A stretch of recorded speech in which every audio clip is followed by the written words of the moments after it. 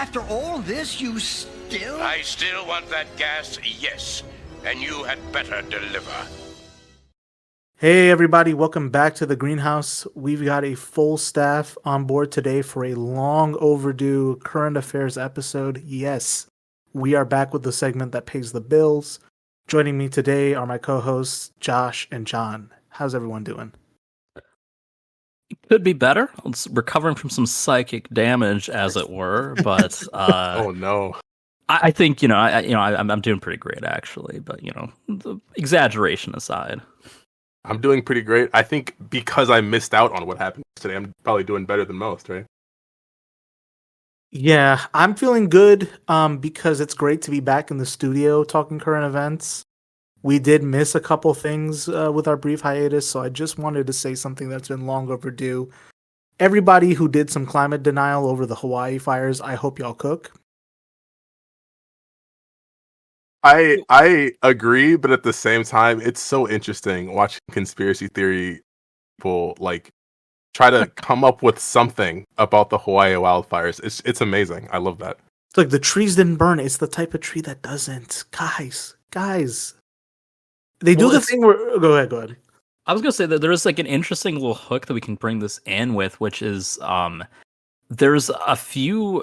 these were vetoed bills on trying to... there was these bills that were attempted to remove certain animals off of the endangered or extinction list.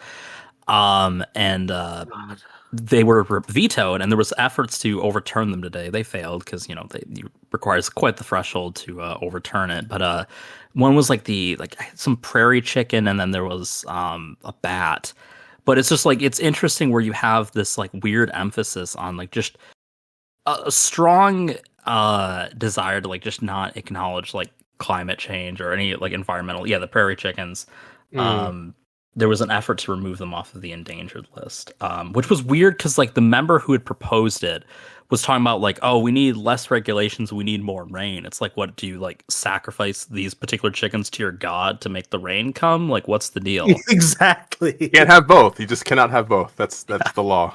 Also, it's I'm just gonna go on a bird tangent. It's very unfortunate they're called prairie chickens because that downplays how cool these fucking look. Yeah, I thought the same.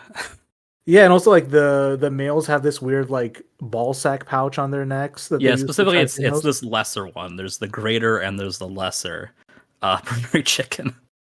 Yeah, and then there's the greater sage grouse, which I think might live in the same area. If anyone's seen one of these are amazing. The males basically have titties that they inflate during mating season. Yeah, these are really weird looking. These are really cool. And that's the thing is all these birds I think live in the areas that they want to do fracking in. Of course they do. That's exactly what it comes down to 9 times out of 10. Speaking of policy, I have a question. I forgot where I read it, but I read somewhere that one of the reasons why the fire was so devastating was because the government didn't require the structure owners to have defensible space, an area of greenery or a nice area of land around the buildings to reduce the spread of wildfires. I was wondering if that got changed or if that was a thing. I'm curious too. I'm looking it up right now. Let's see. Because that was definitely one of the reasons why because the wind would spread it around because there was either not enough space between the buildings, it would just kind of spread and devastating.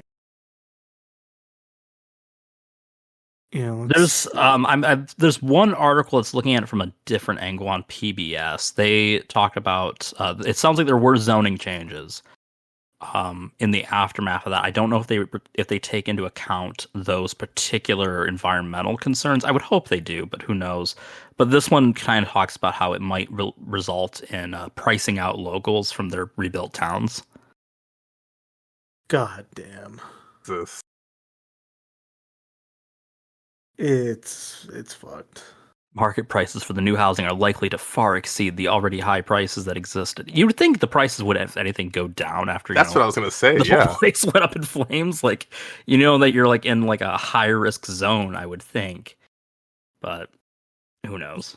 It's a classic story of American amnesia where people will see this event and then get on stage at the Republican debate and say, Joe Biden's woke green agenda Yeah, is to well, blame.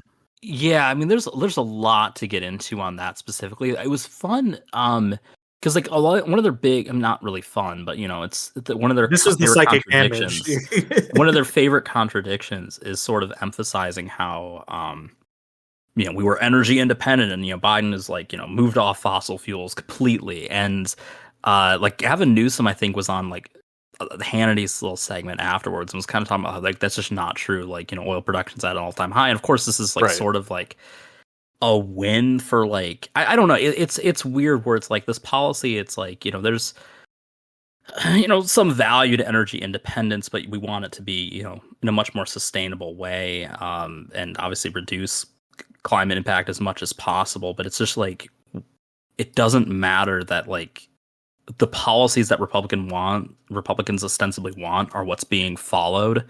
It just doesn't matter to that voter demographic. Oh, dude, that I can speak on that. That's very true.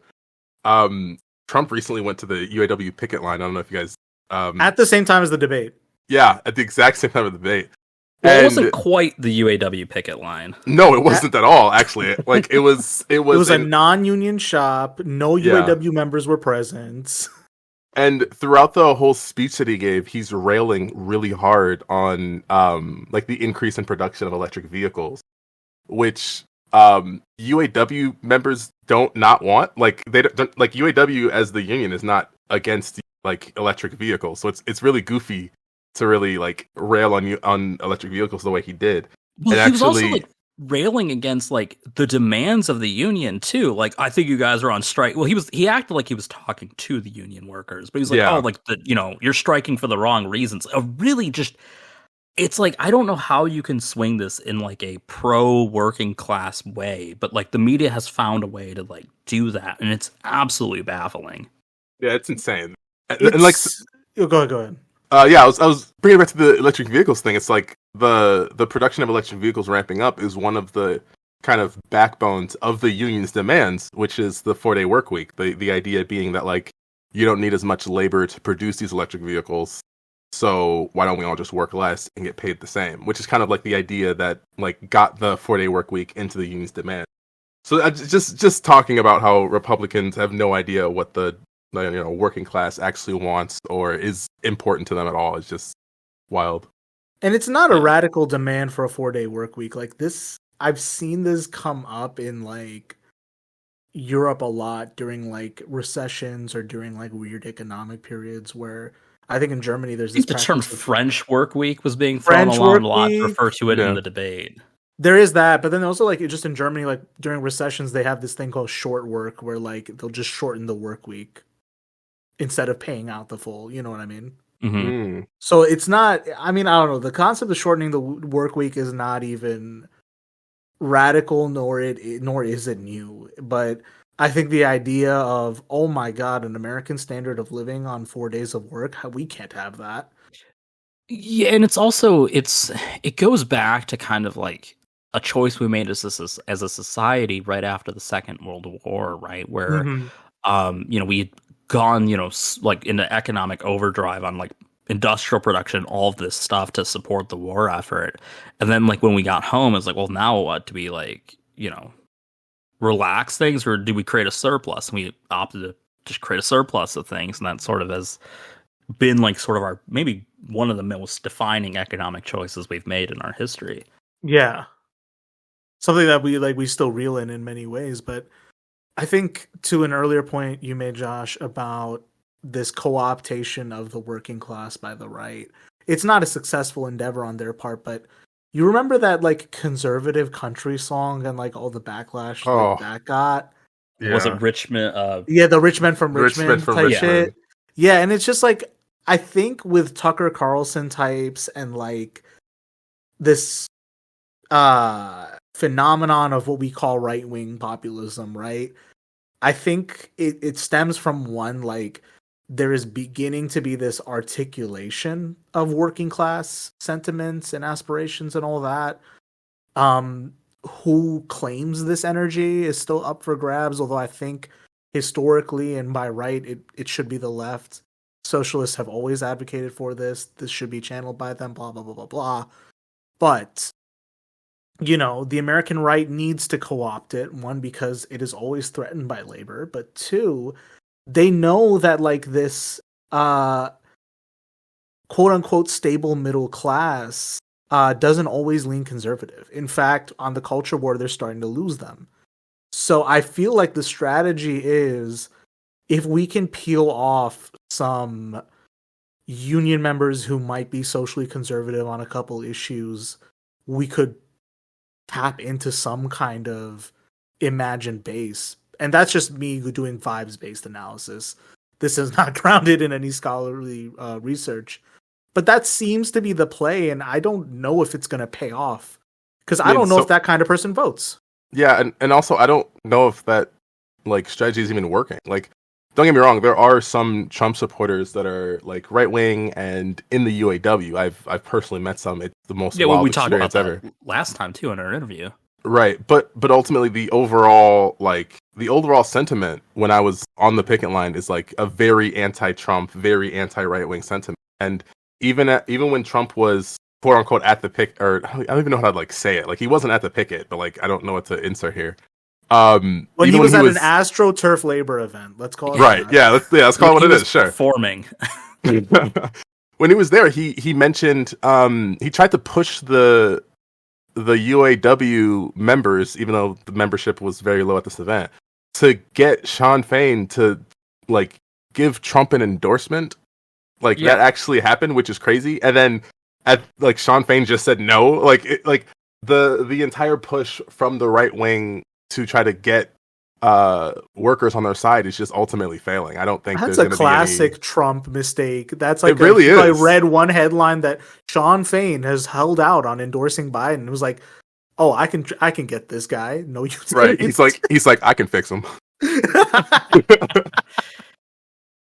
Yeah, I mean, I part of me is like, is it even like, I mean, this is way too 4D for like Trump to pull off, but is it like, oh, well, maybe he could create like this internal rebellion within the UAW where they get, you know, they actually replace the leadership with a more Trumpian style, Trumpian supporting leader structure. I don't know. I mean, I wonder if in his mind he thinks that that's like even achievable.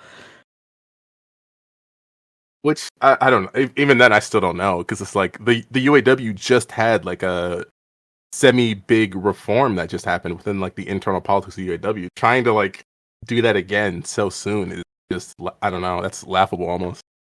This is like the myopic tendency of the culture warrior, and even among the culture warriors themselves, right? Where it's like, I've seen this cherry picked a bunch of times, where it's like, well, culture war issues don't poll well among union members. I'm like, does it work with anyone from the general population? Do you talk to anybody about, like I don't know. There's this like meme that gets repeated about like union members are going to see blue hair pronouns and get, you know, like turned off by that. But it's like, I don't necessarily think that's indicative of anything, you know? Yeah. Also, I just don't think it's true. Like, I feel like a lot of union members are people who care a lot more about like where their next check is coming from, like how they're going to support their family, more than the pronouns of some the working person, class you know? in general, whether you're in a union or not. Fair, yeah. Like, you know, whether or not you necessarily even like believe in, you know, even like what unions are about, right? Most people are just concerned with their personal well-being. I mean, right to work even, you know, kind of preys upon the idea that like, you know, you would be more capable of doing that. You know, it's sort of filling you a bag of goods, right? That you're more capable of negotiating without the union than you would without them. They're just trying to take your check. But, you know, again, it's sort of going after that same sentiment, right? It's like that you would be, you know, your paycheck will be inflated by, you know, not having to pay union dues, things like that. It's really just all tied to, you know, kind of the pocketbook. Speaking of which, that event Trump was at, I think, was sponsored by the National Right to Work Foundation. Yeah. Mm-hmm.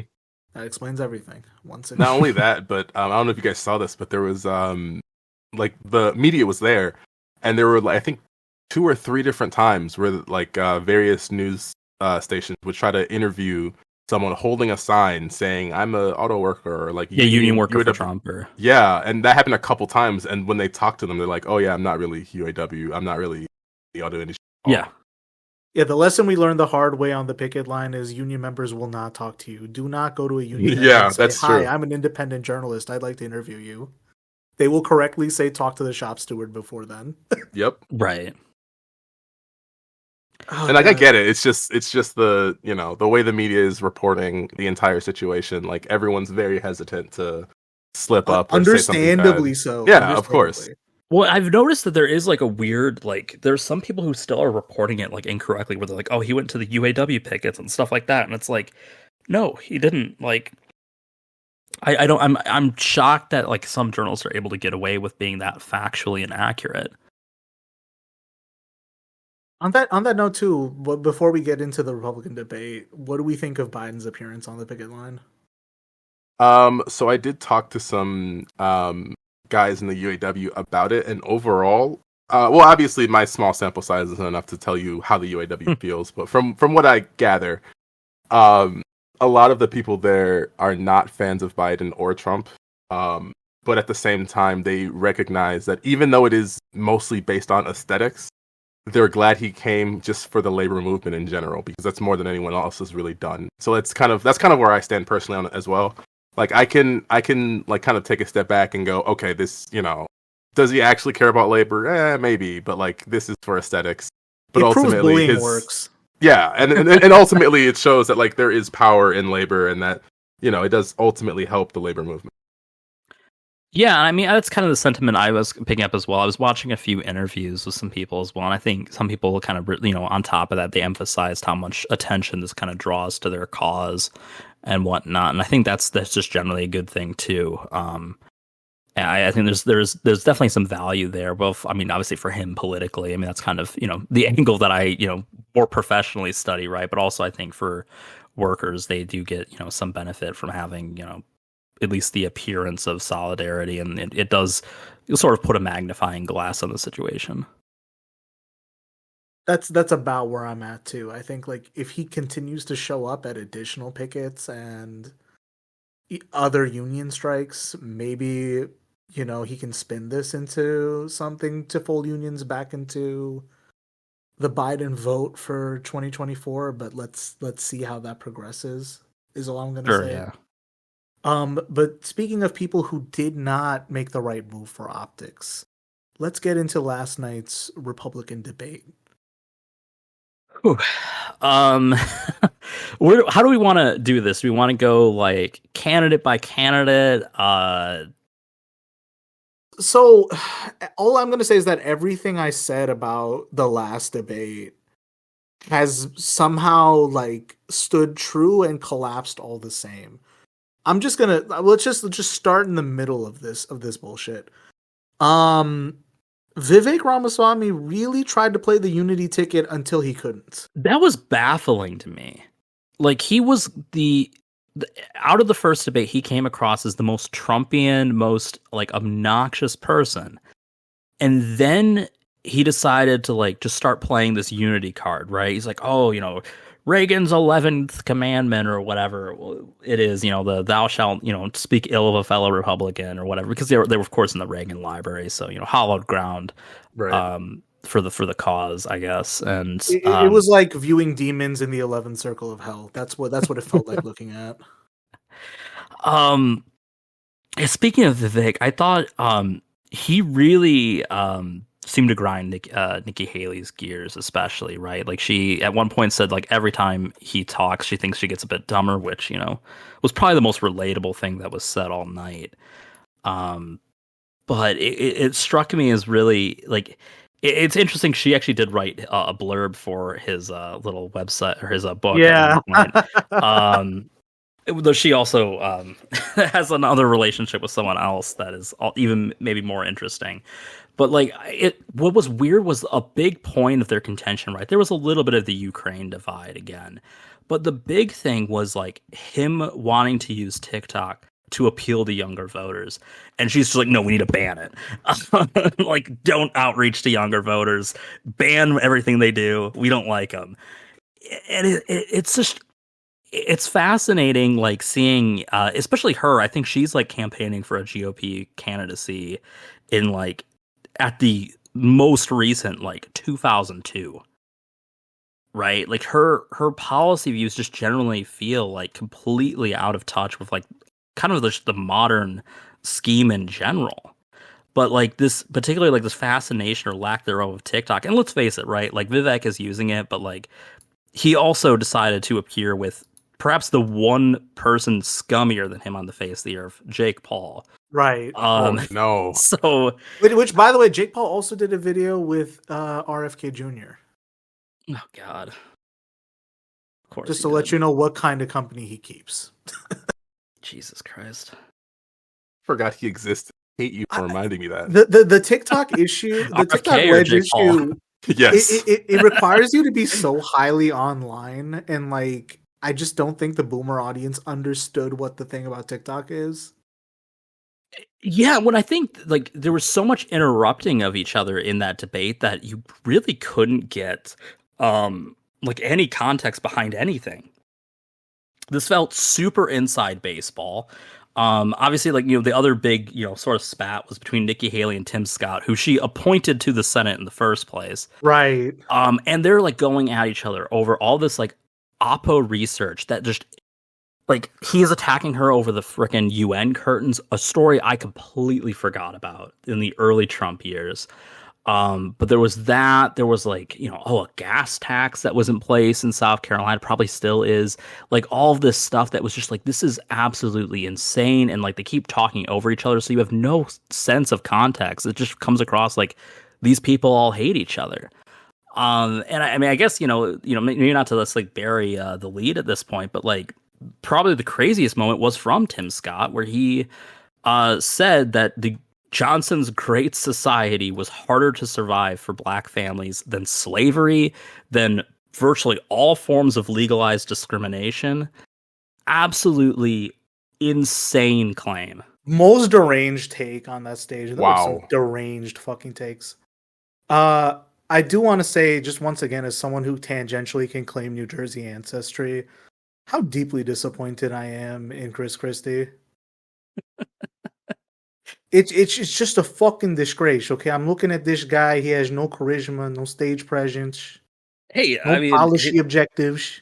the highlight of his performance, and by highlight I mean low light, was when he called Trump a coward and said that if he doesn't start, you know, participating in the debates, we're gonna have to stop calling him Donald Trump and we're gonna have to start calling him Donald Duck.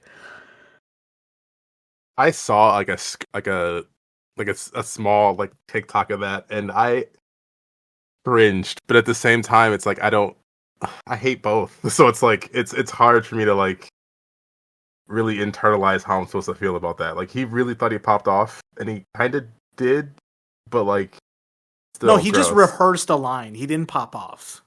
I mean, I don't know. I don't know about like how that line was received, but I feel like a lot of people really like felt that. There were several jokes and other lines like that I think were just they did not register at all. That was kind of one of them. Mike Pence thought he was like the Joker. Yeah. He had one line where he was like, I disagree with Tim Scott.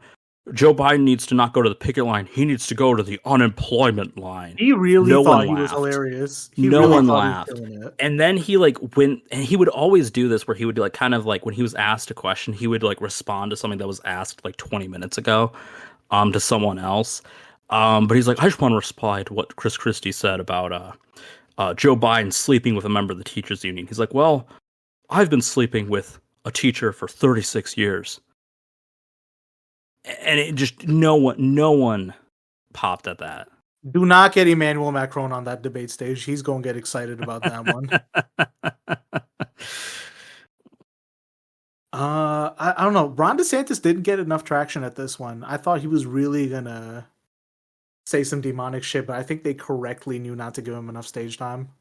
Dude, I've never been more baffled about how someone is like, I mean, he's not the front runner, but he's like the front runner of this C team, I guess. And like, he has just no energy. He has like negative charisma, negative I mean, there was that one. I mean, this wasn't like on the debate, but it was on the debate stage, and there was leaked footage of it where like he's getting gussied up during commercial break.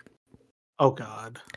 Yeah, it looked really bad. He still does that weird performative smile that just looks completely unnatural. Except now it wasn't even like a smile, so it's like he goes through that awkward, facial motion to achieve nothing.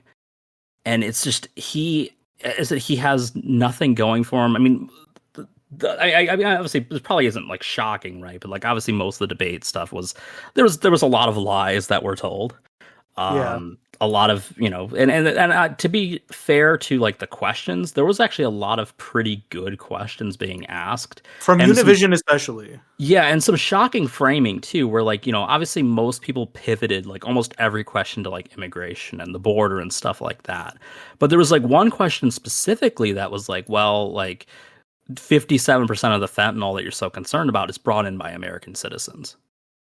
And of course, that bit of framing is just ignored, right? Anything that's tied to crime is, fabricated or, made up, right? I mean, like DeSantis is directly called out on the pretty deplorable state of Florida on like, a million different demographics. And he's just like, well, we're a dynamic state and it's the rest of the country's fault. Yeah, that was at the bottom of the barrel. That was particularly disgusting on his part.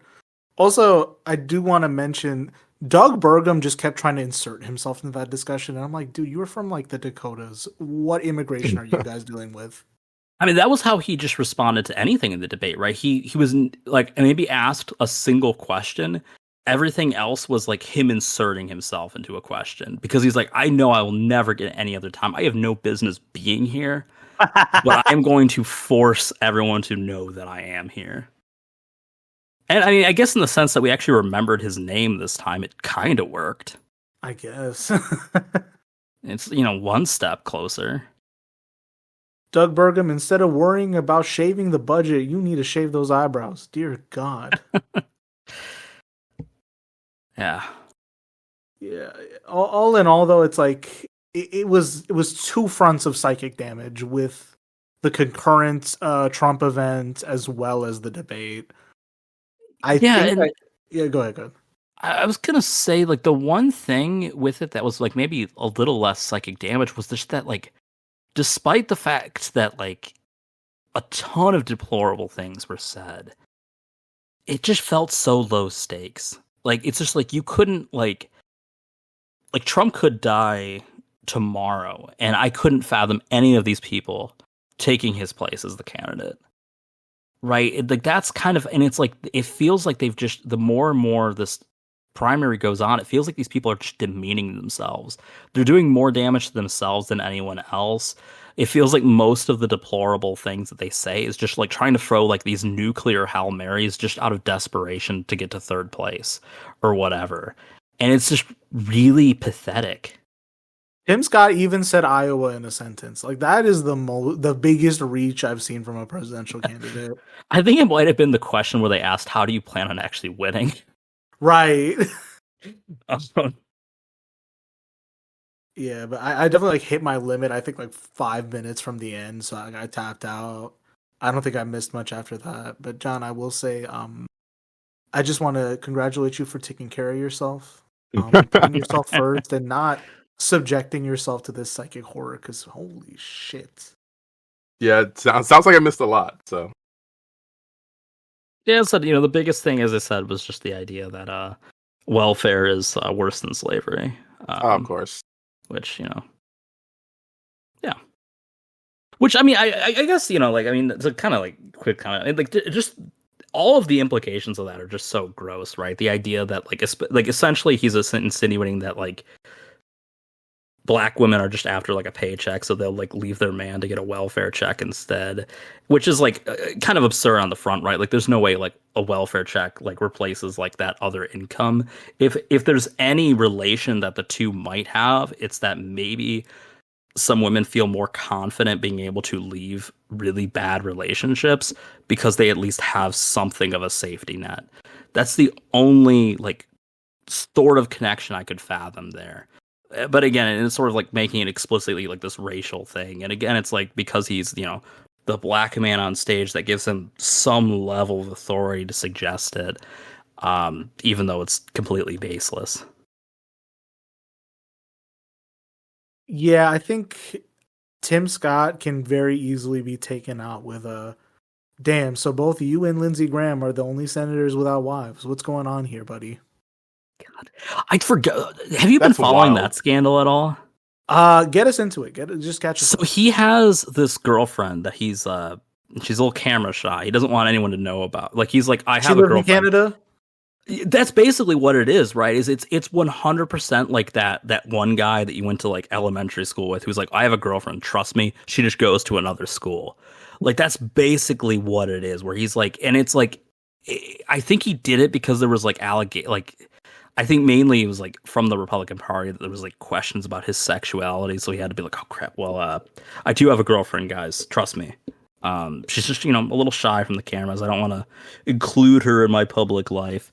Just really silly stuff. Yeah, at least Lindsey Graham has the decency to be like, I won't tell. Well, he said he would, if he was elected president, his sister would be the first lady. That's even worse. I kind of liked it when he was like an effeminate. Yeah, I mean, because like there is that stereotype of like the effeminate, like plantation crat who's like, somebody fetch me my fried green tomatoes, and like Lindsey Graham and John Kennedy from Louisiana fit that archetype. But oh boy, saying your sister's the first lady, that is not a good look. Or I don't know, maybe that was way a back in 2015, so Ooh. Man, that's I'm really glad the Democratic debates haven't started yet. I don't think they're happening. Even be any? Are they going to be? I don't think they're doing any debates. No. Huh. That's honestly good because like I don't want to see like the old man fight between Biden and RFK Jr. That would be the most embarrassing thing we've ever seen on TV. I kind of do want to see that, the same way you want to see like a train derail. Well, no, but I'll tell you how it's going to exactly go. It's going to be like Biden being like, "No, listen here, Jack. The deficit, and you go to Joe Biden. I'm sorry, man." And then you got RFK Jr. and that whiny. The USDA is putting snake semen in children's cereal, like that stupid ass voice he got. I can't do it. It. Get is like you'd get. We wouldn't have to be on strike. There it if is. We just got rid of the vaccine. No vaccine. Workers are perfectly fine and happy.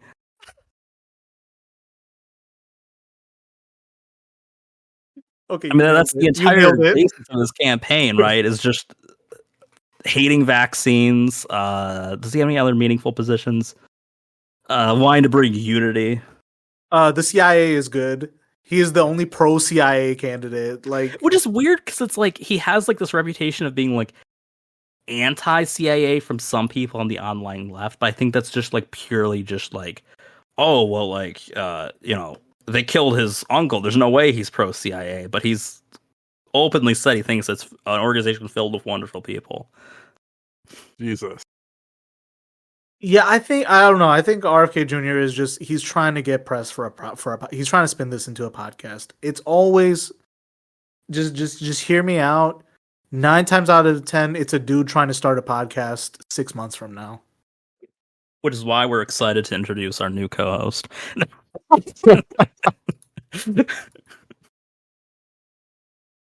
I know his positions on vaccines are controversial, but hear me out.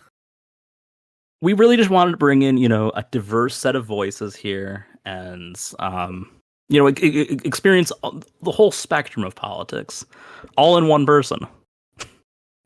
All in one person. Isn't he like super, like, doesn't he like support like a national abortion ban as well? I don't recall. I think he came out and said something that to a sort of effect of that, where it was like he supported basically like a more restrictive standard than Roe as sort of the national standard, but like would allow for some abortions. So getting there, it's the hand wavy, about as like feckless centrist as it gets version of that. Gotcha. Yeah, everything about RFK Jr.'s beliefs are just it's incoherent. It's good enough to like position to someone with not a lot of sophistication that you're outside the acceptable norm, but then when you really look at like what it is he's offering, it's neither sophisticated nor radical, I would say. And also I feel like I feel the need to reiterate this point again. Dude is taking TRT, but has a lot of shit to say about trans people. Yeah, that's interesting, isn't it? Yeah, that's a good point. Listen, go ahead. I was gonna say, while we aren't getting the Democrat debate, we are getting DeSantis versus Newsom debate on Fox News, I believe in November. Why? So there was an interview last night with Gavin Newsom about that, and he said, "Well, you shouldn't be asking me. You should be asking Ron DeSantis, who is, I think, I'm not so sure after tonight, running for president." And he just savaged him. So I guess like it was this it's on Hannity's show for whatever reason. It's like this red state versus blue state thing. Yeah, I mean, I don't really know why it's I mean, like, I kind of question the rationale for it. It's probably useful for Newsom for like building his brand for presumably a 2028 run. It doesn't help DeSantis at all because, as he pointed out, right, like it's like he's running for president and he's like just debating some guy who, you know, just happens to be another governor. Like, it's really weird. Like, it's you know, you have that to look forward to for I don't know what to expect from that.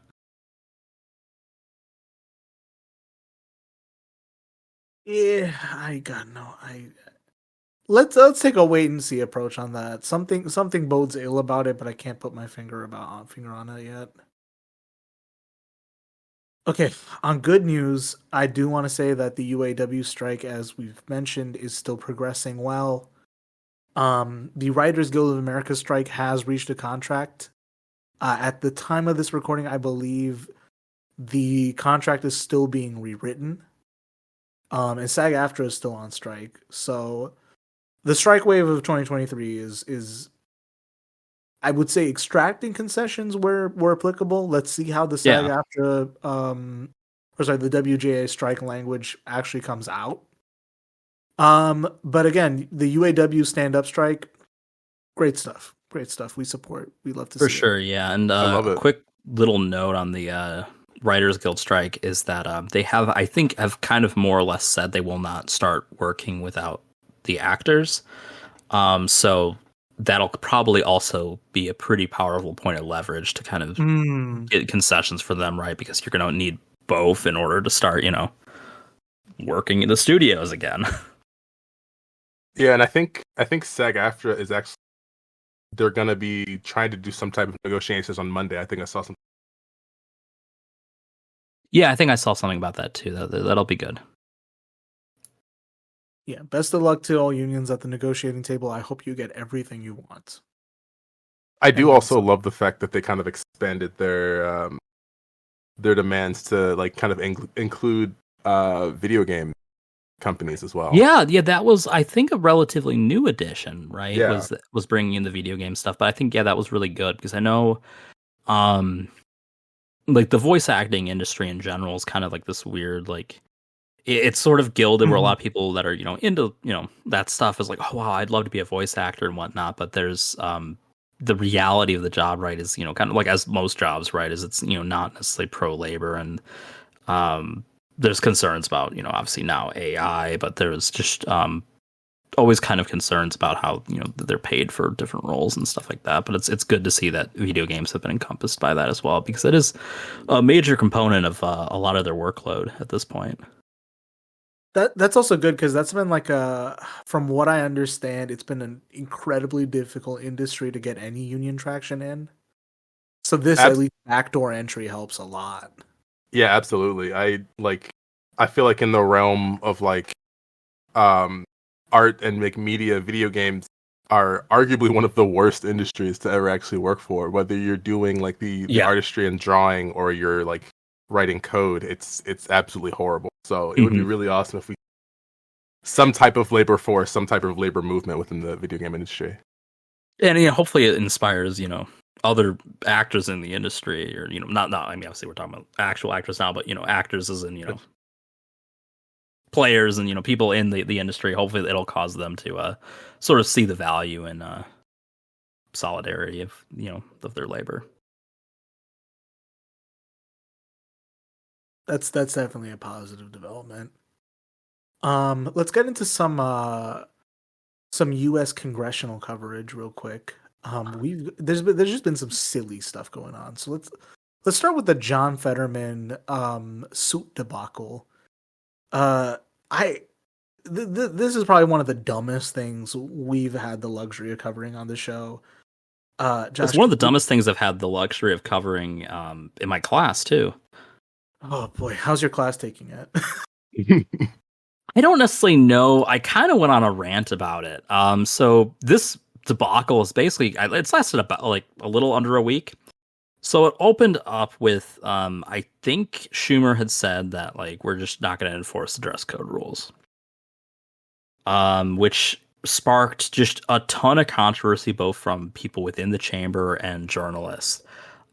There was, I need the specific quote and also the journalist to throw under the bus, but it's from the Washington Post.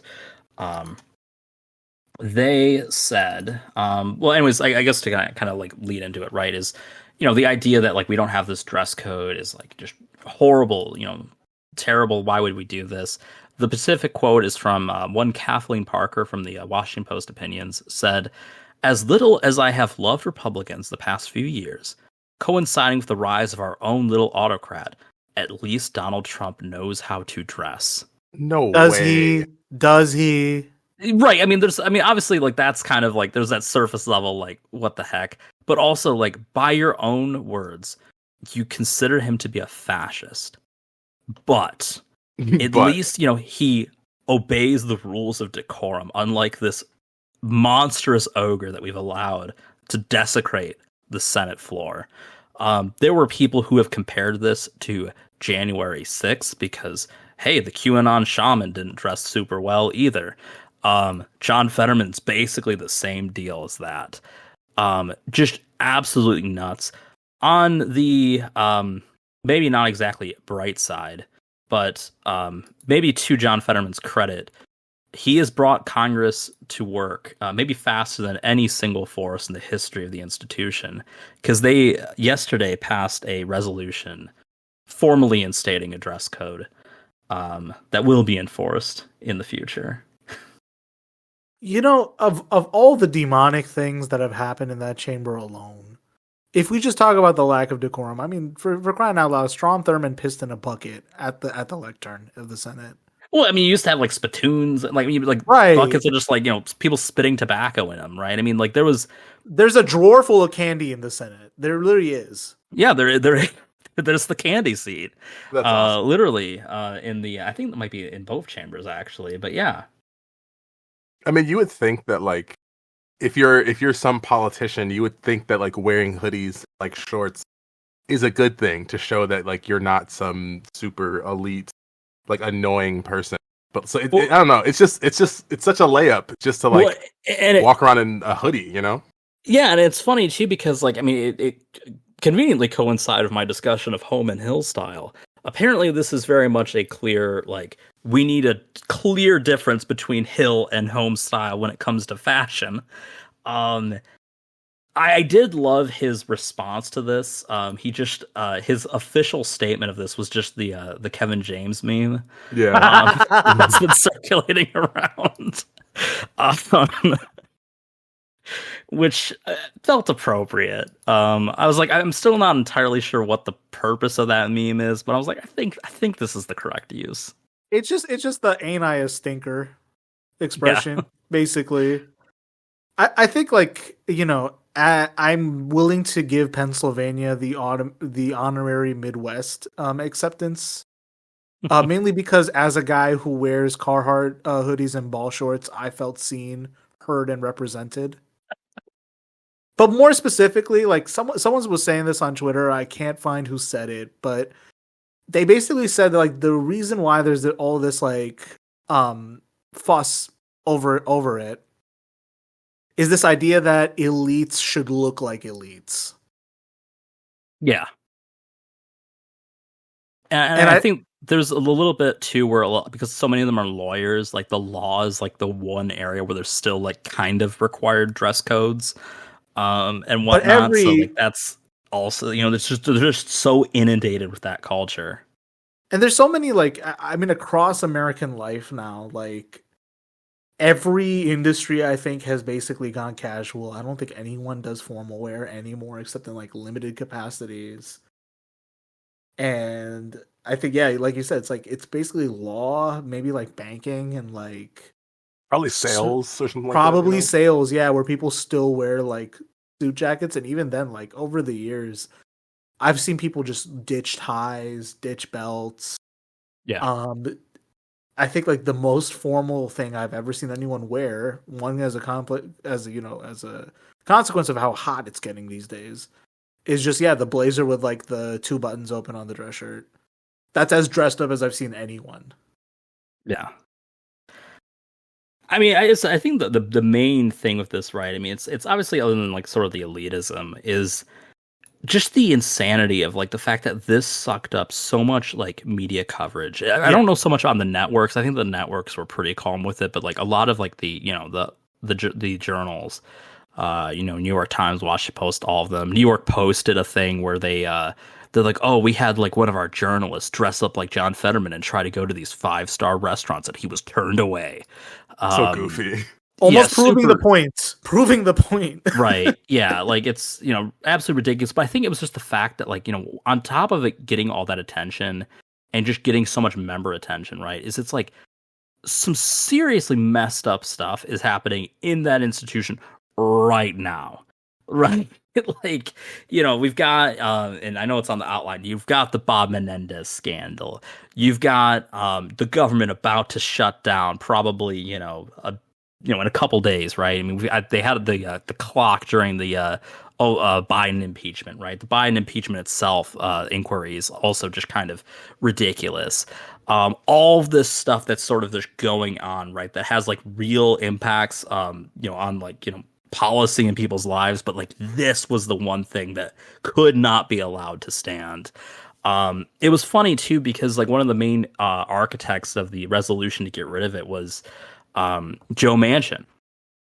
And Joe Manchin made headlines because that report came out about child poverty recently that basically like reinforced what we kind of all already knew about the child tax credit, that it, you know, it had child poverty, and then the minute you got rid of it, it doubled, you know, right back to where it was. So it's like literally like you had these like policy priorities that are just not priorities compared to maintaining the decor and, you know, ostentationness of the United States Senate. Yeah, I think once again, like we've said this ad nauseum on the show, where like the adherence to norms remains sacrosanct, and anything of real moral or spiritual importance is always, you know, left to the dogs. But let's get into some of the real issues that got obscured by this, because you're right, like some of this, I actually am getting blindsided by some of this, so I'm glad we're getting a chance to talk about it. So we'll start with the thing I did pay some attention to, the Bob Menendez bribe scandal. Once again, New Jersey is. Let's talk about the New Jersey Senate delegation first and foremost. Like, you literally got like Bob Menendez as I got in trouble for taking bribes, and then you have like Cory Booker, who's just the I'm just happy to be here weirdo. You know what I mean? 100%. Yeah. I don't know. I sent it to you. I don't know if you saw it. What Cory Booker had to say about Menendez. Yeah. Let's see if I Where can find apparently it. at a lunch he like felt the need to defend his character, and I believe he's also Oh calling for yeah, his hate this. resignation. Yeah, hate the sin, but love the sinner. Oh my god, I hate Yeah. that. Apparently, it was met with awkward silence. I'm like, just I didn't have to try very hard actually to imagine those words coming out of Cory Booker's mouth, but the minute I did, I was like, I can't imagine reacting to this with anything other than either awkward silence or just hysterical laughter at his expense. I think hysterical laughter at his expense remains the one correct option. But like, if we get into some of the details of this, I guess I don't know. Maybe Bob Menendez was just really picking up the slack and being the senator from Jersey. This is his second set of indictments, right? He was indicted back in 18, I want to say, or maybe it was 16. I don't remember for sure off the top of my head, but it was one of those years, and it was dismissed because there was a hung jury.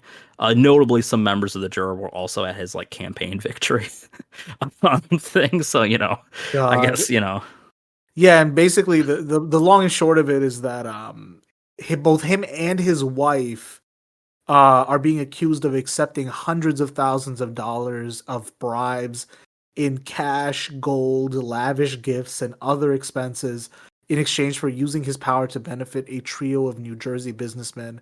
And I think part of where it gets really fun is like they may have had connections to the Egyptian government.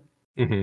Yeah, I heard that. Which it just led to some really funny memes I've seen, but it's like, I'm fucking sorry. He's the senator from New Jersey. What was he gonna do?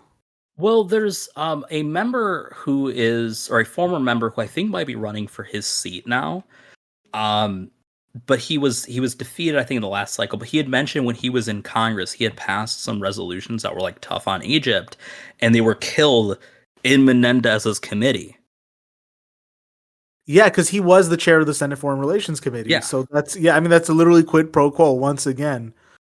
Well, and we've seen, because he has supported. I think we don't know exactly how much they've paid him, right? But it was like, we know it was hundreds of thousands.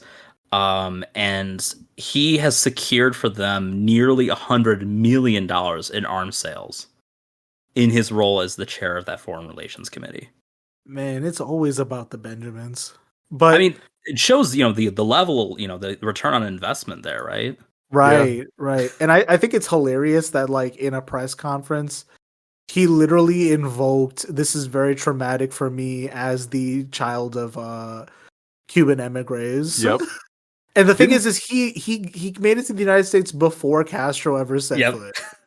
Didn't he also when he was trying to explain where the money come from, didn't he also say it was like a precaution for emergencies? Which yeah.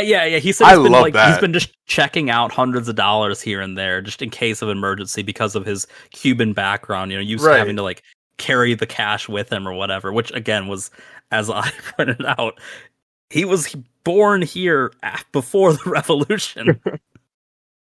What do you mean? You guys don't have a couple $100,000 in cash just laying around your house for emergencies? Like, what do you guys do? I'm not well equipped for an emergency. I'm not gonna lie. Just again, I guess like I don't know. He really did represent his state there. I think like I just finished my Sopranos rewatch as this was going down, and I'm like, yep, I would expect nothing less from. Is he the senior or junior senator from Jersey? Junior, right? Yeah, there's no way he's been there less time than Booker, right? Let me double check. I think he might not have been in that specific. He might have been in the House before. The dude's 69. Perfect. Nice. Nice. Serving as the senior United States Senator from New Jersey. Yeah. See, that's what I'm fucking talking about. You want a guy like that. You want a guy like that in charge. I loved too when like the allegations first dropped, and he's like, this is an egregious attack on a senior Latino member of the institution. So just like weaponizing everything. And then like, he didn't point this out, but like at the start of Hispanic Heritage Month too, like. That is kind of fucked up. I ain't gonna lie. That's true. He did everything right and they indicted him. Yeah. I did everything right and they indicted me. You're a fucking god. Okay. This is a high-tech lynching. Oh God, that wasn't. Who said that again? Clarence Thomas. He's fucked up for saying that. Oh my god. What was the thing I said in the Discord, John? American jail, then Baptist hell. Yep. Yep, that's that. I decree that. Okay, dealing with more congressional business. I missed out on some of this. Josh, can you catch us up on the potential government shutdown? Yeah. So, obviously, for those who are unfamiliar, we have to pass a federal budget every year, or the government shuts down. We have not passed a number of budget resolutions that need to be passed for that. I don't know the exact count off the top of my head, but we need to pass that. The Senate has passed numerous bills to do this. The House keeps getting blocked, I think largely because of the Hassert rule, which is the idea that the majority party is not going to bring something to the floor that the majority of their members don't want. And we don't necessarily know if it is entirely the majority of the Republican Party, but we know at least several of the more extreme members have been very against passing anything other than a version of the budget that makes severe cuts to, we've seen various proposals that make serious cuts to Social Security, to low incomes, school, lunches and other programs tied to those as well. So a lot of the, usual demonstrable, shit that they like to throw in that stuff. So McCarthy has largely caved into them, has not, acted to pass anything. There's really not, anything else I can really provide on that. I mean, I don't know if I think at this point they're probably going to have to use like a discharge petition or something just to get it out of some type of committee. But really it's sort of like we're seeing just how much the McCarthy speakership is being held hostage by the most radical members of the Republican Party. And this was also the case during his appointment. And if I'm not mistaken, wasn't the budget also held up because of that?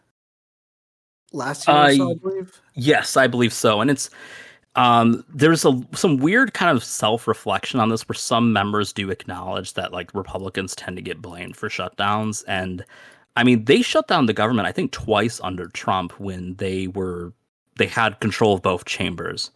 So, there's some oddity in just how they operate as a caucus, and by that I mean they just don't operate right. Like they are very clearly, they've always been kind of. I mean, for a while now they've been ungovernable, and whenever they're in the majority, you see the extent of it. They aren't exactly unified by anything other than like a shared hatred that has its own little like vague intricacies that sort of drives that in different directions towards different groups and stuff like that. But yeah, I mean, it seems like we're most likely going to head towards a shutdown. You have some weird remarks from, what was the one member? Brendan Williams had said that he will, because there's always been this argument that, well, members shouldn't collect a paycheck during a shutdown, just like all other federal workers, and that would prevent shutdowns. I don't necessarily know that it would, because a lot of them are independently wealthy.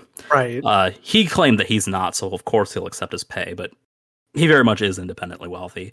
That's not beside the point, but he also said that he doesn't think there will be a huge amount of sympathy for low federal workers and whatnot. And that's kind of the story that doesn't really get talked about enough, probably with shutdowns, is just the impact it has on federal government workers who get their payments for load and things like that. And, the government will probably shut down unless a resolution's passed. And to be fair, the Senate resolution would just kind of kick the ball up to November. But I believe the shutdown will start this Sunday, the October 1st. So, first of the month, usually when your rent's due and whatnot, probably a great time to not get paid.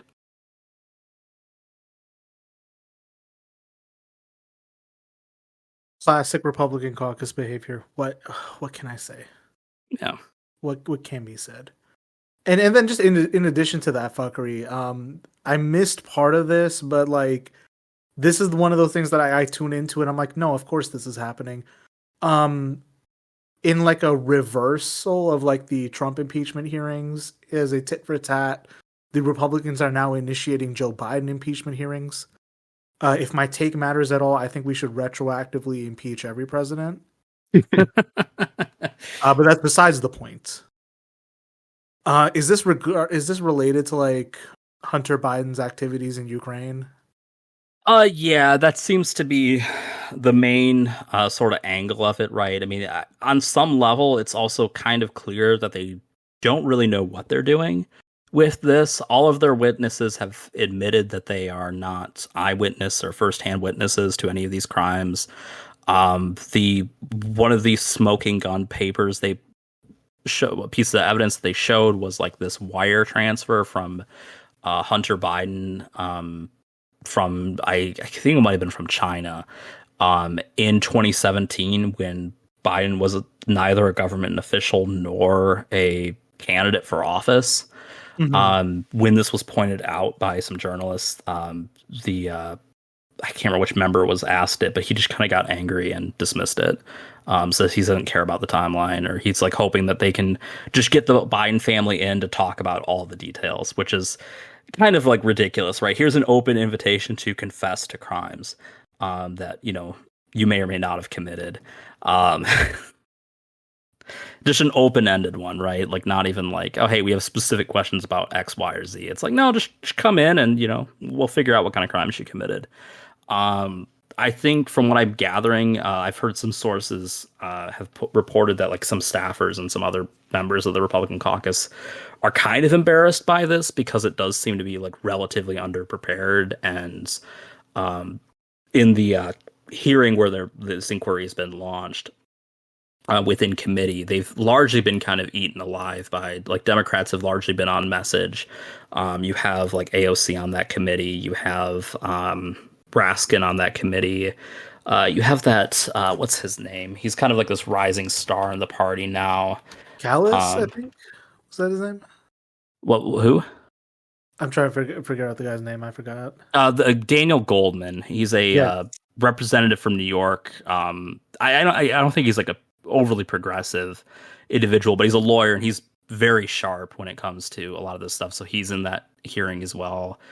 You've Garcia. You have a lot of people where like this is probably good for like them just getting like camera time and stuff like that, but it might not be. I mean, there's probably more important things to be worried about than that. But yeah, it's kind of it's this weird like little fiasco. Again, it's sort of let's push to do this, but right before the government shuts down, it kind of shows like a sort of lack of seriousness in Congress as a whole at the moment. Yeah, you would think for like the tit for tat strategy for the Trump impeachments, they'd have like a better case prepared and have a plan for this. But I don't know. Maybe it's kind of if I was able to subpoena people and then be like, okay, I actually don't know what I'm going to ask you. Yeah, I would have used that ability too. Maybe I'm not better than them. I don't know. I don't know. It's just kind of wild because like when Trump was getting indicted and everyone was kind of reacting to all this, the one argument that I saw constantly against the indictment was, this is going to set a new precedent. This is going to be disastrous for the democracy. And like now that it's happening and the Republicans are doing it, they're just fumbling the ball, which is kind of awesome.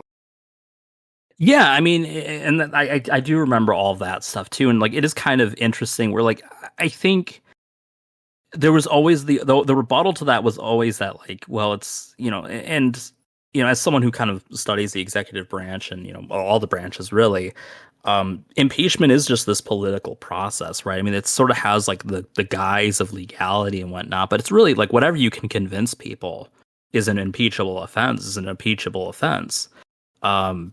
I mean, the laws that they try to impeach Andrew Johnson for like in the very first impeachment was like those laws were considered unconstitutional. They passed them literally just to set up his impeachment and then impeached him on those grounds. And it was after the court had already said that was an unconstitutional law. So like it's kind of whatever. And like the process could always be political, but I think it's hard to sell like the general public that, this is fine to just just impeach a president for whatever reason, right? I mean, I think Trump, obviously, like as we've seen now, right? I mean, there's kind of like no end to his legal woes and criminal activity in a lot of ways, and I think the Biden stuff just isn't convincing to a lot of people. I mean, even the hypocrisy came up about, Jared Kushner and Ivanka, right? Like they're making way more money than Hunter Biden ever did for Burisma, working for the Saudis, who Trump also admitted he has an unlimited line of credit to. Yeah. In a court filing, right? Like that's kind of like, I mean, I don't know how you could be more explicit about like having that like very clear foreign tie, and probably, they have considerable influence over you at that point. Yeah, and then didn't Trump also have like another legal thing pop up, or like am I just? Yeah, he always has legal shit. That was the New York case, where they found him and his sons guilty of fraud for greatly exaggerating the value of their properties, things like that. And of course, those were used to secure far more favorable loans than he ever had any real right to, which is where that retort about the having an unlimited line of credit with the Saudis came up, which is a weird thing to admit to, but again, it's sort of it's Trump. Oh my god. Yeah, I'm glad to be back in the congressional reporting space because I've been out of the loop, but as it turns out, even when you're within the loop, none of this really makes sense.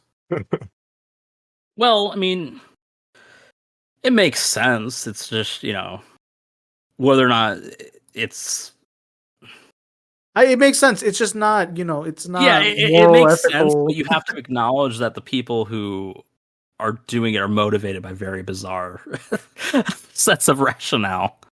Yeah. I think the time has come to maybe speak about events occurring in our neighbor to the far north. Before we begin this section, I just want to put out a quick disclaimer, okay? At no point on this show, in any past episode nor any future episode, have we ever tried to be epic geopolitics guys. That's not our bag, nor do we ever intend it to be our bag. And I think we're pretty good about confessing what we know and what we don't know. What I will say is the stuff coming out of Canada kind of like puts it prevents us from doing anything but speculate in some cases. And also another thing I want to add is like we have been very good about avoiding Ukraine war coverage. We've been good about avoiding taking sides in that whole thing. I think guys who have turned the Ukraine war into like passive entertainment or a way to LARP for either side in the war are really just doing something gross. So we've been able to avoid that. But one of the stories we're going to get into is like just really odd. And it behooves the question, just what is really going on in Canada? So we'll start with the first story here. Justin Trudeau accused India of hunting rogue elements in Canada, or at least people that India has deemed rogue elements, specifically separatists who have migrated to Canada. And that created a bit of a rift in the international relations space. I want to say, was that last week? Very recently. This happened very recently. And all I gotta say is Indians having shooters was like the last thing on my bingo board this year. That prompted up probably the biggest mass exodus of people texting my line being like, what is Khalistan? Can you explain? Well, can you explain? So what I can say is like it's like a right-wing separatist movement, and unfortunately a lot of diaspora in Canada seems to come from these right-wing separatist elements. They were also like unfairly maligned during like the Indira Gandhi government, but I don't know that history, so I'm not going to comment on it. What I will say too is like all we know is that like a community leader who was involved with this stuff was like killed. I don't think we got much about what happened, but what we do know is I think it was like shot outside his apartment, right? So he was shot outside his apartment. Okay. Yeah. So what ends up happening is Trudeau's like, India did it. India says no. And India Twitter says, we killed him. You're welcome. Now, And I real quick, I was kind of wondering because like we've talked a little bit about this off the show, but like when you kind of like refer to like the movement as like this right wing separatist movement, is like the whole thing like right wing in nature, or is it just kind of co opted? And then like the follow up is, isn't like the current Indian government already pretty right wing? So like where do these guys fall on that spectrum? and that's why like we tend to, I think we've correctly decided to dodge some of this geopolitics coverage, because picking out good guys and bad guys is never easy. And Mhm. sometimes you'll run into stories where everybody involved is right wing. And like my read of the situation is like the Indian government is right wing, the Khalistani separatist movement is right wing, and the Canadian state is right wing. So like this is just a 3-on-3, like I like none of the players involved type of situation. Can you tell me why that specific movement was outlawed in India? Like I don't know too much about the separatist movement. I think like I don't know. I could probably, and this is where like I wish I knew more like Indian history, especially like post independence, because that's like critical reading. And this is why I'm very hard on the Indian diaspora in the United States. Like we're all very surface level with the culture, and we know nothing about our history or like what's going on in geopolitics, right? But I'd probably say it's got to do with the fallout of partition, some of the fallout of the independence years. It's probably got to do with Indira Gandhi declaring the national emergency, um, and just also just being a dissident movement. I don't think nation states look upon that kindly in general. That's my spark notes, and that's also my dumbass notes. Um, but to that end, it's like a lot of those elements made it into Canada at some point, and this is not the first time that like they've caused controversy in Canadian Indian relations. Like as far as 2013, or basically like ever since Trudeau started coming to prominence, he's been getting a lot of these allegations from Indian like political observers. I think one member of his cabinet had alleged ties to the Khalistan movement, so that had people like incensed. Um, Canada just has like a understated right wing like political subculture that like American observers aren't always privy to or aware of.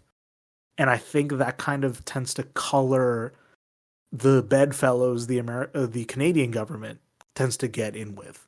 Like America is right wing in its own ways, but I think Canada does things much more covertly, but also just like It's a little bit closer to like the right in the United States, like circa like immediately post 9/11, or maybe even like the 90s, where it's just kind of this general cultural conservatism is kind of the vibe I get, right? Where it's like not Mhm. like not as in your face as it is now, and like when you look at like right wing culture here, but like in that more just kind of like everyone's drinking the Kool-Aid, like especially from like the 90s. Right. So it's just like it was a really weird occurrence to play off in international events, where I think there's been like a rising star for BRICS as of late. I'm really not sure how to interpret those events. I'm not going to make declarative takes on those, but what I will say is like Canada trying to get a lick in is always odd. I'm also just in this weird multipolarity model we're in. India tries to play both sides, where they're friendly with the United States, but also is comfortable doing business with China and Russia. Uh, and Canada's own um, history of hosting right wing separatist elements, it bleeds into the next story in the outline. So we talked about Khalistani separatists in Canada in this episode. Um, the Banderite movement from Ukraine, the followers of Stepan Bandera, who have been they're part of their own Nazi project, I would say. I also have like a big following in Canada. It's like it's just weird stuff that like I'm not the best person to refer to on some of this. But within Canadian Parliament, they when Zelensky was visiting, they invited a SS volunteer. Yeah, his name was Yaroslav Hunka. Right. Might have butchered that name, but I to be fair, if I want to butcher anyone's name, it's the least amount of butchering that's probably happened in this man's life. Right. And it's like it's created this weird like discourse about like Russophobia, Sovietophobia, and like I don't know how to describe this right, but it's like the weird bedfellows in the Zelensky coalition with like elements like Azov, but then how do you square that with like Putin's Well, it's own... kind of weird too, because it's like, I mean, like obviously, like the Soviet Union in World War II was a weird bedfellows moment as well. But so then we end up with this guy. Maybe that's where not to defend the confusion, but maybe that's where the confusion came in. But yeah, I mean, it's embarrassing, right? Because I mean, like, what's like the main, like, other than the fact that, you know, the whole parliament gave a standing ovation to a Nazi. You know, the big criticism people have had about like aid to Ukraine has been like, oh, well, we're like funding Nazis, which, I mean, to be fair, half the people bringing that up are like Proud Boys, probably looking for, you know, their own, you know, war bucks. You know, why can't we fund the Nazis at home? But you know, I think yeah, and I mean, obviously, yeah, like, I mean, there's like the Azov battalion and whatnot, but it's sort of, you know, wartime kind of creates these sort of, you know, radical coalitions or coalitions with radicals and radicalized people. And I think there is definitely that danger that's happening there. And, you know, to be fair on like, you know, that front, I'm, you know, totally supportive of the Azov battalion, going off to, die in a war. Like, you know, that's a totally acceptable outcome to me personally. But yeah, like there's the fact that there is sort of like these weird connections that, you know, there's sort of, you know, questions about, you know, what does, you know, a, you know, post-war coalition look like and things like that. Exactly. If there is a post-war coalition, I guess, but. And that's been the most troubling thing about this conflict, right? Is that like American commentators and observers have been like very eager to make decisive and definitive takes from footage that we don't even know if we can verify, from takes that are in a language most of us don't speak. Right. And we're just ingesting like open source crowd-funded propaganda from either side, basically. And you have people like I just call it's LARPing. It's LARPing for Ukraine. It's LARPing for Russia. I don't really think anyone understands any of the conditions leading up to this conflict. You know, I've heard like better informed analyses of like, to examine this, you got to start with like the Afghanistan debacle, really. And that's I think the starting point that you go back to is really kind of telling of like kind of where you end up kind of drawing your lines, right? Like a lot of the more pro-Russian takes, right? They kind of, their timeline starts and kind of stops at like 2014, right? With some American intervention and stuff in the region there, and then Crimea, of course, is the direct result of that. Yeah, it always starts with other like people, if you look further back, you can sort of see where a lot of these things have kind of come in, and you know, there's more complex like geopolitics at play than just, you know, straightforward answers in a lot of cases. Yeah, like a lot of retellings will start at Maidan and end at Maidan, and I'm like, that seems just terribly reductive. Yeah. Especially when 75% of the people in this discourse cannot point out Ukraine on a map.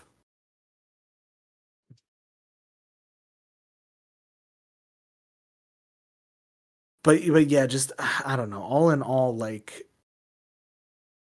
to get to a point where you invite an SS volunteer as a guest of honor in your parliamentary session, everybody salutes the guy, and it takes like internet sleuths to point out like the guy's actual service. And the fact that nobody like heard the line, he fought the Russians in World War II and didn't think like just critically for 2 seconds. Yeah, that immediately would kind of bat an eye. And I talked about a little bit in my class. People were like, "How did no one figure this out?" I'm like, I have no idea. Maybe the most shocking thing, right, is that the Speaker of their House of Commons resigned over this after inviting him. Like resignations, those are practically unheard of stateside. But they resigned over it. Poland has requested that he be extradited so they can try him for war crimes. That I thought was maybe the highlight to come out of all of this. Like everyone is worse off from having this guy there, including the guy himself.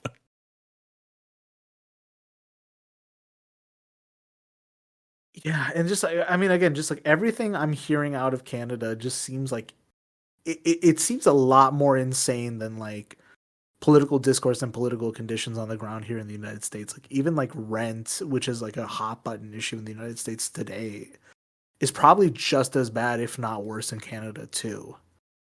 Like I'm hearing like I don't have a lot of like facts and figures here for you, but like one of the craziest stories I heard is that the mayor of an Ontario city, like in the Greater Toronto area, still lives with their parents because they can't even afford their own apartment, let alone their own home.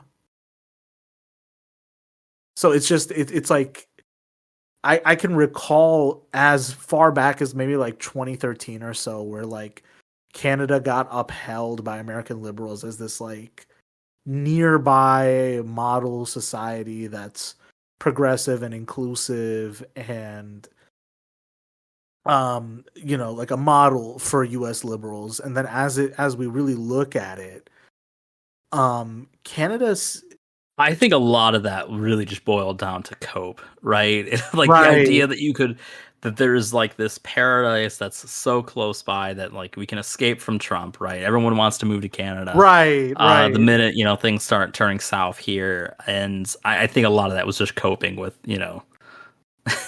just the horrors of the United States at the time. And I mean, that's still loom ever present. But it's even crazier that like this happened under like liberal sweetheart Trudeau.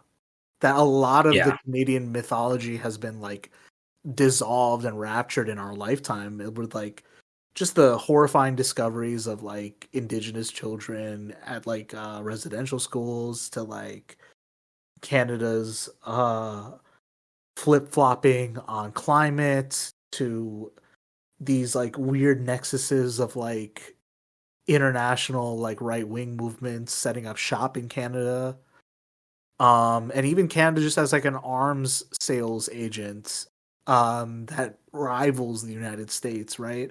Like these tales are coming out at a much greater pace in his tenure, and you could argue that maybe media's gotten more sophisticated in our lifetimes on that.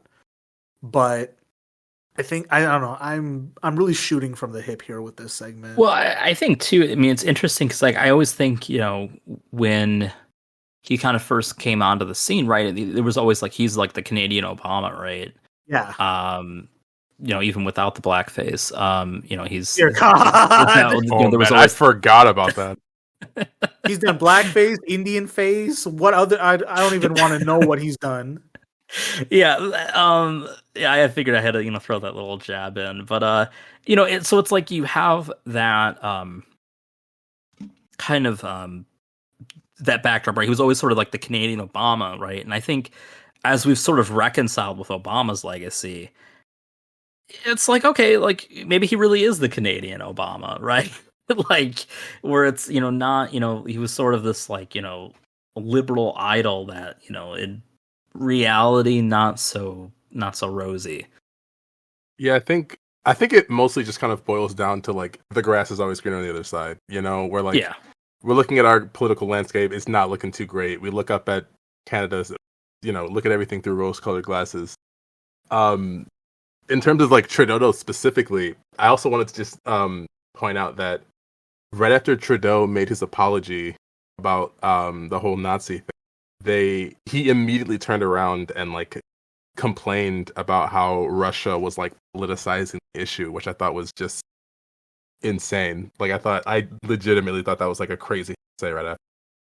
Yeah, for sure. Like to that end, like I have two things. One is like, if you look at Canada as like a competing project to the United States, we kind of see that maybe the American Revolution was more of like window dressing for what was really a broader settler colonial project. And Canada is like how that would play out if the bourgeois didn't become independent. Maybe you could look at it that way. That's one historical reading of events. But then the other thing too is like, to really draw back like us really trying to avoid being epic geopolitics guys, you know. The contours of the Russia-Ukraine discourse in the United States are so like toxic and limited, and so contingent on picking sides that like nobody, like, you know, really, if you look at it, like I don't really like either of these guys involved. It really prevents you from being able to have like the nuance to be like, okay, we don't need to support Nazis at any stage of history. We don't need to make excuses for either the Azov Battalion or the fucking Wagner Group. We don't have to choose. Yeah, it is really weird that it's like one of those things where you can literally point at both sides for like the Nazi argument specifically. Right. It's like, not to be, you know, I'm not a Trotskyist, but like the neither Moscow nor Washington D.C. like line is really ringing on this one. And it's like, I don't know. It's like you look at Putin and it's like, this guy's an oligarch. He's actively suppressed the left in Russia. So, like, this guy's no friend. I wouldn't want to LARP as this guy. And then you look at Zelensky and it's like, this guy is ready to sell out Ukraine for U.S. interests and doesn't even get any support for it. And we're supposed to congratulate him. You know what I mean? Like, there's nobody in this conflict who looks like a hero, but everyone is fucking suffering and dying. And that's what's getting downplayed in this since day one of this conflict.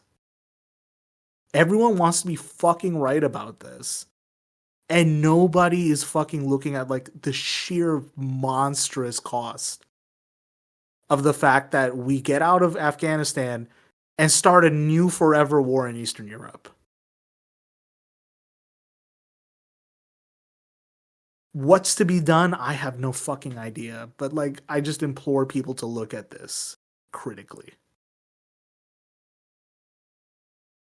Yeah, I mean, it's one of those things where I think that on some level, you know, I think what helps with this on like the, you know, perception front is it's sort of, because we were so tainted and jaded with the war in the Middle East. Like, I think that a lot of people are just looking for a conflict where the U.S. can sort of be the good guys in it, right? Like, even if we're not directly involved, and like, you know, it's like, yeah, like, I mean, Ukraine was invaded, things like that, right? They're not the aggressors in this situation. You know, I think there's maybe some fault to be had with, you know, what the Ukrainian coalition looks like.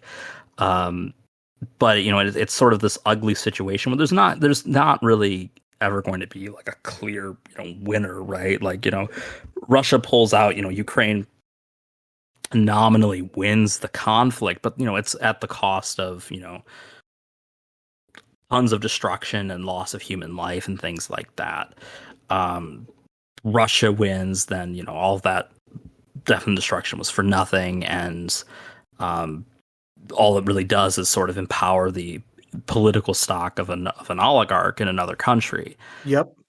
So it's, you know, but you know, it's, I think that's kind of where like the spectatorism has really kind of become a problem. I think where it's just sort of, you know, there's no like storybook and, you know, bookend like victory of like, oh, this is what it looks like, and it's, you know, this beautiful picture, right? I mean, you know, you want to have some optimism, right? That, you know, people can, you know, emerge from disaster, but it's not, you know, it's not a pretty image. And as I said, I think a lot of this just boils down to, I think people looking for a conflict where they can sort of see themselves as like the good guys again, helping the underdog, not, being the ones to, trample over them as we did, in the Middle East, in Vietnam, all those other, conflicts that have, increasingly become less popular over time.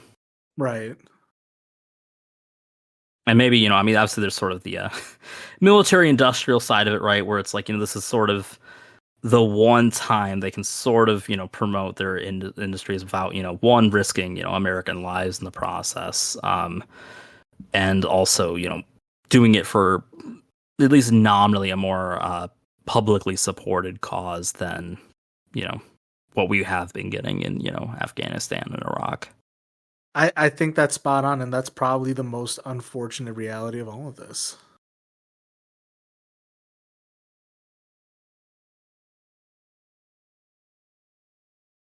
Yeah, I don't mean to be a downer, but like I think,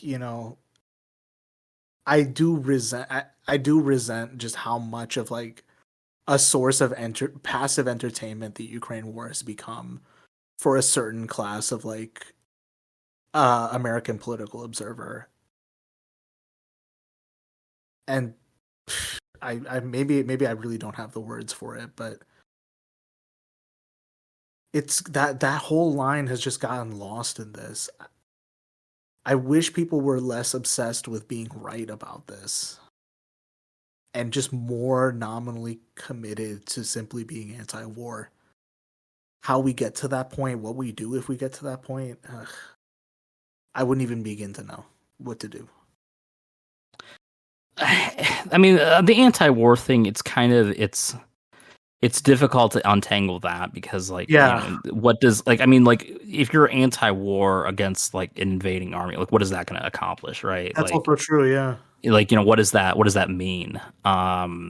So, it's kind of, I don't think there's a ton of, like, leverage to really get out of that specific position, right? I mean, I think, it's sort of, I think it kind of evokes this anti-imperialist thing, and I think, maybe the silver lining in terms of like, the more domestic front, right, is like maybe this can open a more critical lens of our own imperialist activities, right? That like, yes, we acknowledge this is a really awful, horrible thing that's happening in Ukraine. Here are some other examples where we have done that. Maybe we should, consider that in terms of like, never again on that front as well, or some of the current efforts to sort of suppress things on a global front, try to correct course before it's too late. Yeah, and you would think that like with the rise of multipolarity, you could get alternate coalitions like involved in supplanting or suppressing the war, but really I think with the United States' own sanctions and trade regime, multipolarity is basically turned into a game of who's going to get off the dollar first. Go ahead. Yeah.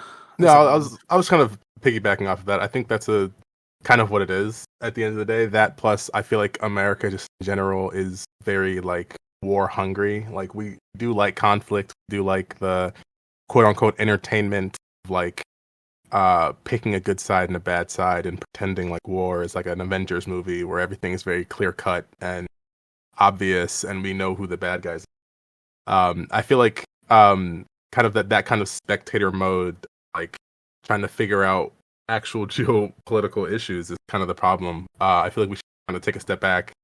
I like what Josh mentioned about like recognizing imperialism and immediately trying to course correct, as opposed to like sitting on the sidelines and kind of cheering them on and watching as one side accidentally salutes Nazis or, the other side, tries to do imperialism and invade countries, things like that. I don't think there is a real like solution here aside from just take a step back, understand that, you don't know what you don't know, but you also know that you don't know, like you need to kind of take a step back and recognize what you can recognize and just, I don't know. All I can say is the collapse of the Soviet Union has been a mistake. Well, I mean, it was a pretty long. You have to turn the time machine back pretty darn far to undo that mistake. Yeah, you don't. It doesn't. It doesn't. It's that was a long fall. Yeah, you don't turn it back to Gorbachev. You got to turn it back to probably Yalta. Maybe you got to turn it back to like Lenin. You got to turn it back to maybe FDR having that headache. I don't know. It's yeah. On that note, I think we've covered everything on the outline today.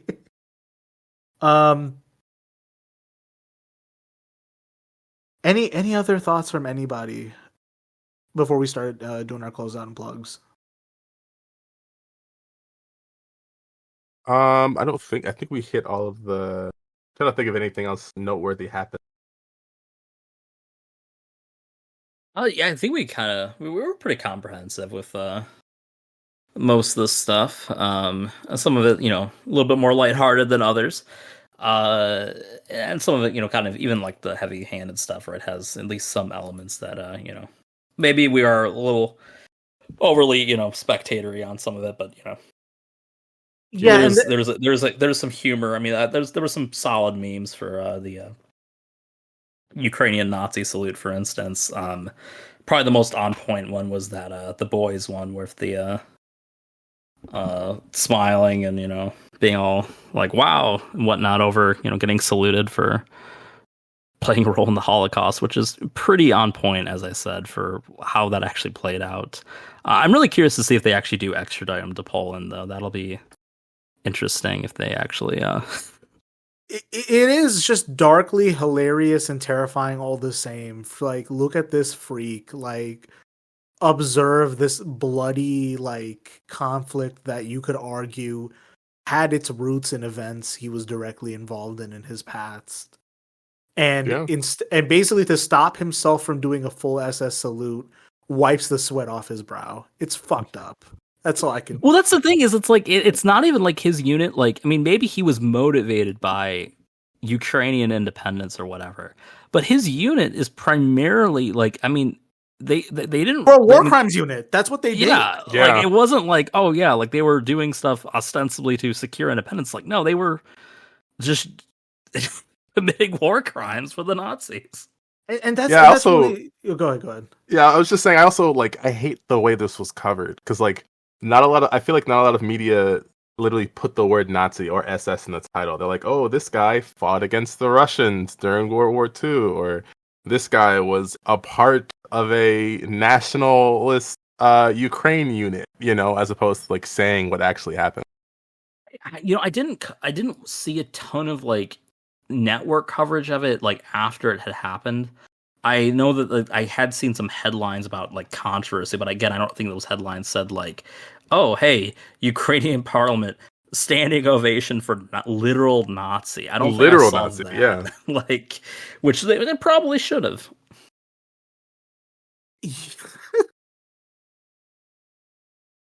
Yeah, I think it goes back to the fact that the fucking it all goes back to World War II and post World War II, right? And how you paint the Russians in your retelling of those events. Oh, there we go. I did find a headline. There was one was Canadian speaker apologizes for praising veteran who fought for Nazis. There we go. Finally one good headline. It's how people speak about the Soviet Union and Russia more broadly, and its historical iterations, has a lot to say about their character than you would initially expect, right? And I think there is this bizarre lens of equating the Nazis to the Soviet Union, and it's so, regardless of what you think of the Soviets, to equate them is just simply untrue. It's not even historically true, They both had socialism in their titles and stuff like that. And that's the thing is then you have to turn into a crank and explain the Nazis took the term National Socialism to finesse socialist voters and trick them into voting for them. They literally And then lied killed about being socialists. Right. It's like there's a whole history at play here that's like complicated with heroes and villains alike and several gray characters in the middle. That is like far more interesting than the established narrative of World War II that's given to us. I mean, to be fair, had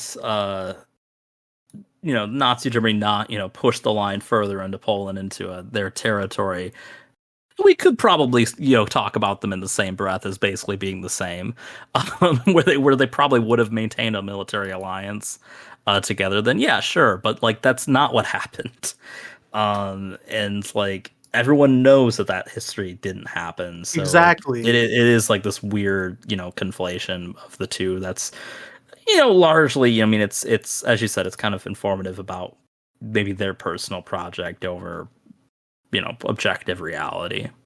And if anyone wants to call me a tanky, sure, I'm wearing a tank top right now. Like again, it's like the Soviet Union. Well, to be fair, like, we're not like saying like, oh, actually, that USSR, that they're the most based government that ever existed or anything like that. Right. That's such a reductive. The tanky line. Yeah, then those guys are always reductive, right? But it's like, the Soviet Union had like the highest casualty of troops like fighting against the Nazis in that conflict. The overwhelming majority of Ukrainians fought in the Red Army during that conflict, right? I'm not saying that to win petty points. I don't think Putin is this like based figure that American communists need to defend. If he really I think that's really weird, and I think I mean that's kind of neither here nor there for current events. Maybe it's something that we delve more into in the future at some point. But like the idea that like I think the people who sort of draw that line linking to Putin, I think do more damage to the leftist movement than like almost anything else, right? Just kind of like attaching ourselves to an authoritarian who is that far from the left just because like, oh hey, well like he respects the geographic boundaries of a nominally leftist state at one point, right? Right. And it's like, again, I think that contingent of people is highly online, very loud and very small, but very wrong. Yeah. But the thing is like, if he was some kind of secret based leftist, the Russian Communist Party would still be in charge. I'm sorry. It would be self-evident if he was. And that's, I don't know. Maybe after hours of like soul crushing research, we could probably unpack how the Russia-Ukraine war coverage got so fucked up. That would be interesting. Yeah. Yeah. Cause that's, I'm kind of fascinated in how people always find a way to be wrong and also disgusting about their like coverage of the events, but also like just how like there's just like a class of people who are interested in watching like gore out of like war scenes off of this and like basing worldviews off of this and like getting into like just weird like highly online sectarian and just misanthropic spaces in all of it. It's one of the weirdest things I've had the displeasure of observing online. Yeah, I think there's kind of generally that sort of lack of both a lack of empathy, but also I think just like kind of I think it's demonstrated the lack of principles that some people's worldviews have. Sort of the way, maybe not so much the fact that they do take sides, but like the way they take sides, right? Where, I mean, I think, I mean, very clearly we're seeing sort of like, a contingent of the American right, like latching itself onto Russia because at least Putin doesn't have like trans folks in the military or whatever. Oh God, that bullshit. Like where it's just like, it's, very much like a weird reflection of our culture war where it's like, well, at least, we're going to take the side of whichever government's the least woke, which you'd think they could, point to like, oh, Nazis on both sides and be like, hey, there's room for us on either side of the conflict, but that is not what's turned out so far. Right, and it's a lot of the people in this space too, like especially some people in the anti like Russia right wing space in the American Republican Party. I remember when a lot of those guys were praising Putin for being allegedly more masculine than Obama. Remember what that was about in Oh, 2014? and I remember, Yeah. God, like even like when we were in class in college, where there's just like people like, oh, well, like at least Putin knows how to keep his country safe, which What does that mean? What does that mean? I mean, that was like in that whole like primary era, right? Where like, Jeb Bush unironically saying like that the country was more dangerous under Obama and there was never a terrorist attack under his brother, despite, the number one terrorist attack in the United States. There's no way he actually said that. Are you serious? Yeah, he 100% said that there was never a terrorist attack when my brother was president. That's awesome.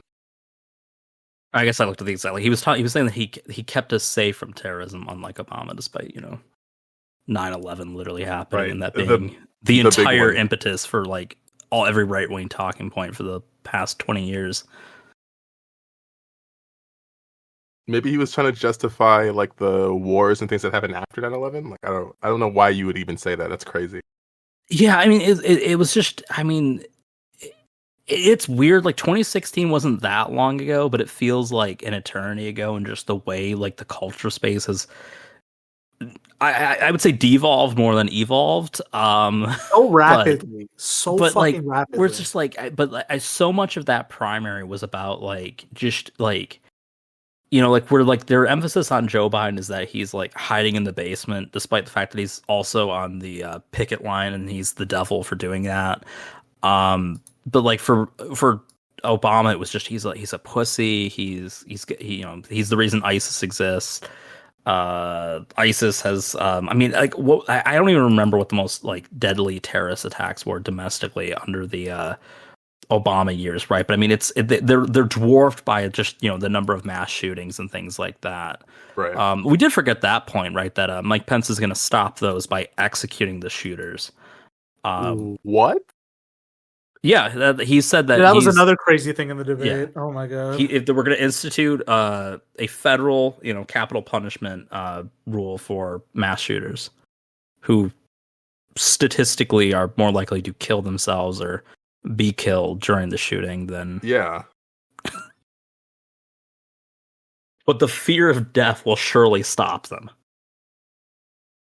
Yeah, Univision was really hitting some hard-hitting questions on that one. I have to say that was crazy. Yeah, did they make them answer them? No, but they did try. They did try to like nail them on some questions. Yeah.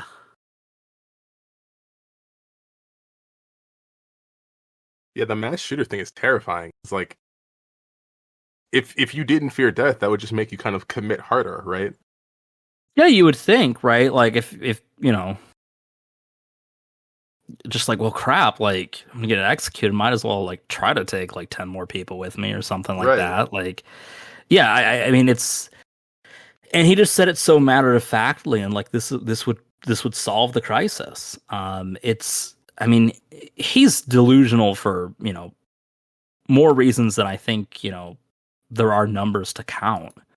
But that was just like one of them where it was just like, how does this guy like just come to any conclusion that he has come to?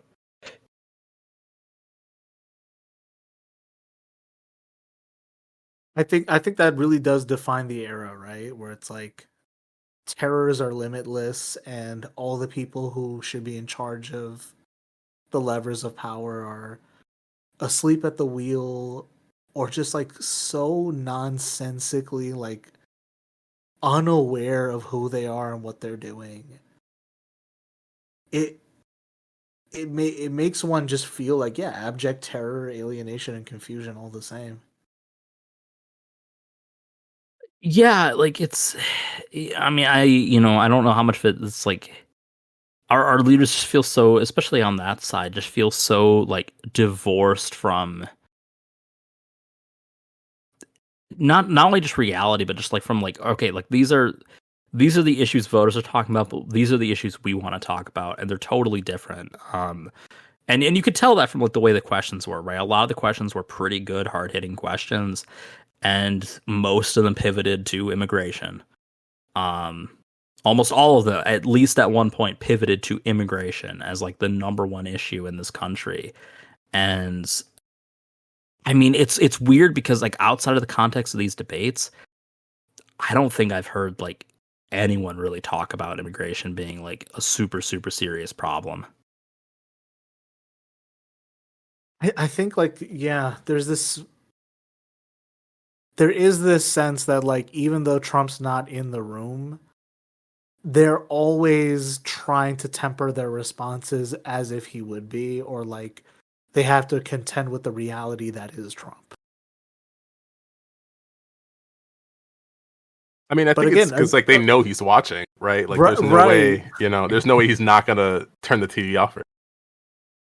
And they're also competing for his base, but like again, it's like until Trump comes on stage. Well, to be fair, last night we do know that he was busy when this was being aired. Right. And I guess the first one too, because you had the Tucker interview. Did it happen at the same time? Yeah, counter programming on Twitter. Again, until he comes on stage, we're really not gonna see like any of these guys drop off. I think the minute you get Trump back on the debate stage, 2/3 of the candidates are cleared. Trust me. Yeah, I'm surprised, like, because there's a huge number of candidates up there still who are, or like people who aren't even up there. Asa Hutchinson was on the first debate, wasn't on this one. Instead, posted a AI portal to ask Asa. I had fun with that one. I asked him if we should hang Mike Pence, and he said we should seek less divisive solutions to today's problems. Which, fair enough. But yeah, I mean, to me, I was like, I wasn't sure if that was like incredibly self-aware that like an AI is like the best approximation of whatever's going on inside his head anyways, or just incredibly embarrassing that he's just like, oh yeah, this seems like hip and happening and let's do it, and be purely used for memes. Here's a question: are you guys surprised that Trump made an appearance on the debates yet? I don't, because I'm not like in my head. Yeah, because I'm just saying, in my head, I feel like Trump does really well on, or like when he's at a debate or when he's like sitting around people who agree with him, Trump can pull off like this, dare I say, charming, funny kind of banter. I'm very surprised he hasn't like. Yeah. It's like I'm a little surprised that he hasn't, because like I agree with you. I think he actually performs decently there, and I think at least would be the loudest and more interesting voice in the room. I can't see anyone like interrupting him the way they do with like Vivek or each other. It's in part because that would just be political suicide for him, right? But it is. I'm more so disappointed. Not in a like, oh darn it, Trump, you should go there, eat your vitamins and all that. But like, just I think that would make for far more entertaining content if he was actually there. Oh no, yeah, I totally agree. Yeah. All right, so I found there's for all these candidates, there's a bunch of candidates who've never even been on the debate stage. You've got Ryan Binky, what an awful, or Binkley, Larry Elder,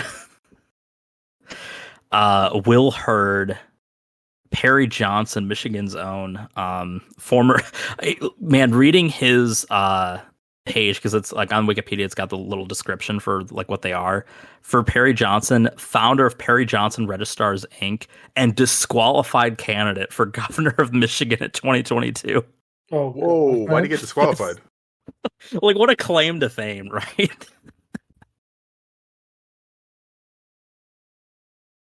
But yeah, so those guys, they're still in the race. There's a what was it? A draft Youngkin push from donors and some other voters to like try to get him in on the primary. If he's like remotely intelligent, he will not do that. But who knows?